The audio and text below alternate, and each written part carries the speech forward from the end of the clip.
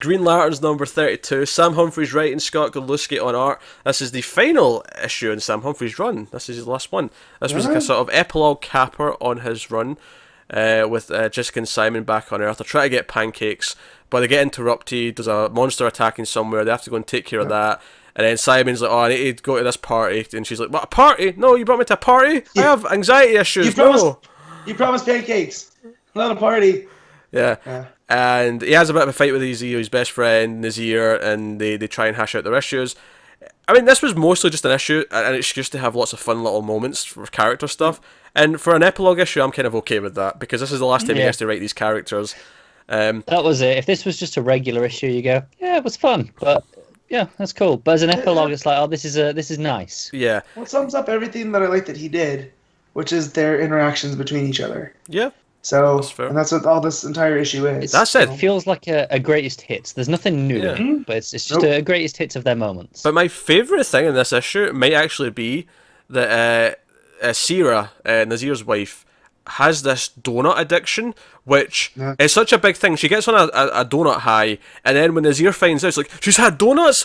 Why didn't you cut her off? How many she had? Right. And then they make constant references about how, if I don't get killed by this donut monster at home, and I'm like, this is a great running joke. Why is this just popping up now? God damn it! But I like that he's left this for Seeley, right? Keep this donut thing running, right? This donut's.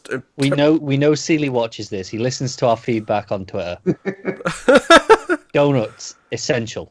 Yeah, and other than that, it was just, seeing a goofy photograph of like Simon and Nazir when they were kids, looking like they were at NSYNC, and just little things like that. Jessica like being forced to flirt with this guy at the party, and then the whole Superman love triangle thing comes into it, where the guy's like, "Oh no, this new female Green Lantern's really hot," and he just walks off talking about how hot she is, and Jessica's just left in the dust.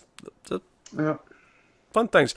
And then some random ginger asshole comes in and tells Sierra and Jessica that they are not funny, and why you back here alone like a couple of losers. So Jessica uses a ring to make him think he's got a scorpion getting up his leg, and he ends up running out with his trousers off. It's fun stuff. That's basically all the issue is. You enjoyed that more just because he was ginger, didn't you? He kind of looks like you too, Connor, without a beard.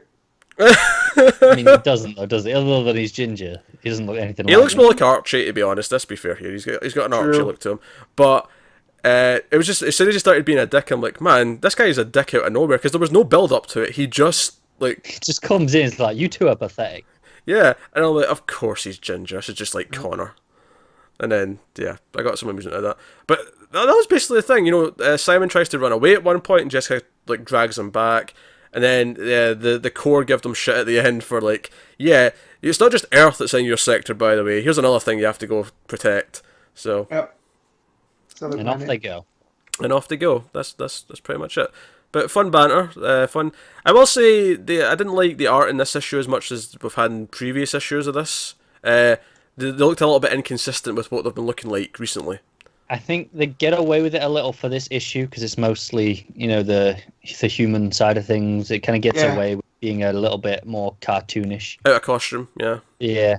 Whereas the stuff in costume is where it highlights it, I think, for me. Yeah, that's fair. That's where you see the problems. But it's one of those where if this had been like a main issue, like in that, the arc back in time, I'd have a real problem with the arc. But it kind of fit the tone here, I think. Yeah, that's fair. I liked how Jessica's like, oh, I've been waiting thousands of years for these pancakes, and I've even travelled from 10,000 or 10 million years ago, and I'm only exaggerating one of those. Yeah. That was good. That was a good little line. Yeah. It's basically a collection of really fun little character moments. That's really what this issue is. Yeah. And that's good fun. So. I mean, I did see, the next issue.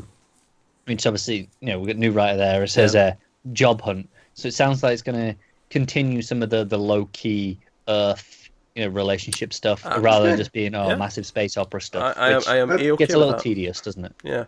It's nice spread out, because we had, we went into space, we had the whole time travel arc. That was all great fun stuff, but now it's nice to come back to Earth, have some arcs down here first, and then go back out. So that's what I missed the most in Johns' run. As much as I love Johns' run, like he started it with Al being a test pilot, and there was that love interest cowgirl who was also a pilot. Kind of just vanished, didn't she? Yeah, and then it took off to the space opera, and I kind of missed that. So I thought that this issue was just them dealing with life, and if that's where Seeley's going to take it, because he does that really well in Nightwing.